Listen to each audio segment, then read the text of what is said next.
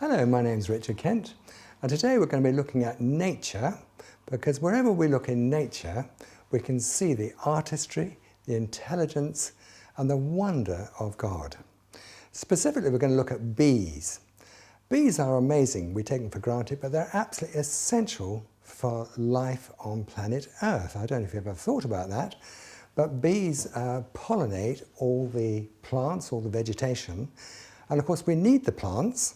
The plants produce for us using photosynthesis, which is totally supernatural. They produce the oxygen for us to breathe. They mop up the carbon dioxide, which we exhale, which is toxic. And they also produce food for us. But they also need pollinating. And most of the pollination that happens on planet Earth happens through bees. So let's just look at bees as they fly through the air and pollinate all the plants. But what God has given to the bees is something absolutely fantastic, which is a navigation system which was only recently discovered.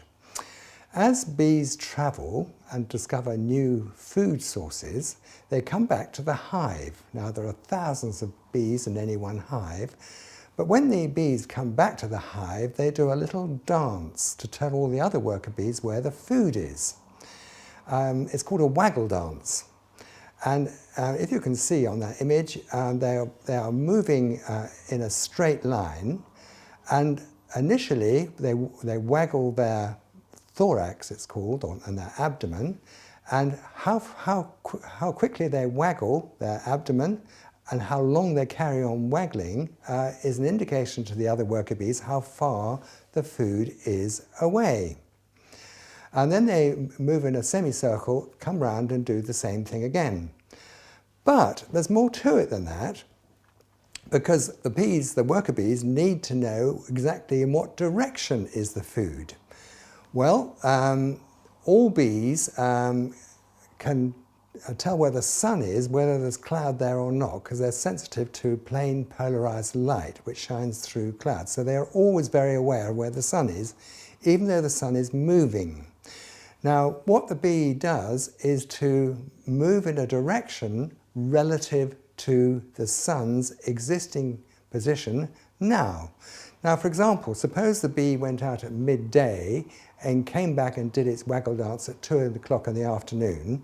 The bee would have to accommodate the waggle dance to the new position of the sun, which the bee does, so that any bee leaving the hive knows exactly how far to travel and in which direction to travel. Now, this works whether it's cloudy or not, so the bee has something programmed within its brain to be able to tell the position of the sun within the hive, even though they can't see it.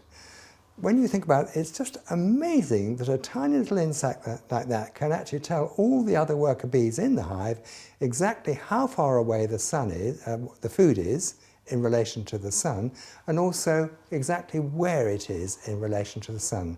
And that is just one indication of how amazing, how fantastic, and how what a genius God is to program these really, really important little bees which pollinate all the vegetation of planet Earth, which we need for our food and our oxygen, and to mop up carbon dioxide, which is toxic to humans.